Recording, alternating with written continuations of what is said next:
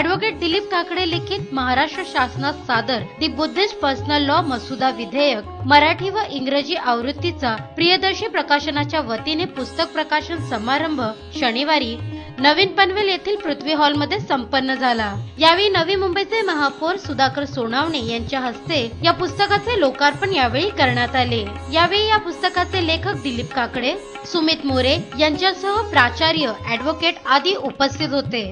यावेळी सुधाकर सोनावणे यांनी या मसुदा विधेयकाचे तंतोतंत पालन करण्यासाठी शक्य तितके सहकार्य करण्याचे आश्वासन दिले। बाबासाहेबांनी कधीच एका जातीचा विचार केला नाही, परंतु दुर्दैव असं की ज्याला आपण म्हणतो की त्याला प्रसार माध्यम आहेत, प्रसार माध्यम काय करू शकतात हे तुम्ही 2014च्या त्या निवडणुकांमध्ये पाहिलेलं आहे। कारण प्रसार माध्यम याला कधीच कोणी कमी लेखू नये। प्रसार माध्यमांमध्ये किती ताकद आहे, किती शक्ती आहे हे बाबासाहेब आंबेडकरांनी त्या काळामध्ये स्वतःचे साप्ताहिक आणि दैनिक सुरू करावी लागली, तर परिस्थिती प्रतिकूल होती, त्यांना ते शक्य नव्हतं। तरी देखील बाबासाहेबांना त्यावेळेस असं वाटलं की नाही, माझ्या माणसांना हे कळालं पाहिजे, त्यांच्यापर्यंत पोहोचलं पाहिजे।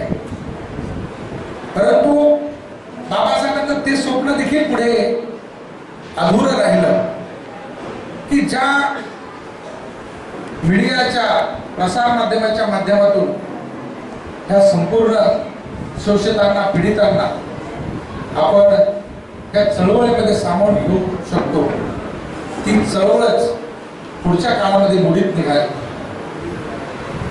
कुठलाही धर्म असो, कंपनी असो किंवा संघटना असो, तिला जर आचारसंहिता नसेल तर ती चळवळ पुढे जात नाही, तो धर्म पुढे जात नाही, ती संघटना पुढे जात नाही। कारण प्रत्येकाने स्वतःला काही बंधनं घालून घेणं अपेक्षित असतं आणि ती बंधनं बाबासाहेब आंबेडकरांना, कारण बाबासाहेबांच्या पुढे कितीतरी प्रश्न होते। या देशाचं संविधान लिहायचं होतं, या देशामध्ये शोषित पीडितांचे प्रश्न मांडायचे होते आणि आर्थिक परिस्थितीला देखील त्या ठिकाणी सामोरं जायचं होतं। कुठेही त्या ठिकाणी न डगमगता, आर्थिक परिस्थिती हलाखीच्या असतानाही कुठेही कुठल्याही याच्यामध्ये तडजोड न करता बाबासाहेबांनी जे काही केलं आणि जे शिल्लक राहिलं ते दिलीप काकडे साहेब, आपण या ठिकाणी बुद्धिस्ट पर्सनल लॉच्या माध्यमातून, कारण सह्यांची मोहीम ज्यावेळेस सुरू केली आपण त्यावेळेस माझ्याकडे आपण काही सोपवलं होतं का। तसेच दिलीप काकडे यांनी यावेळी आपल्या भावना व्यक्त केल्या।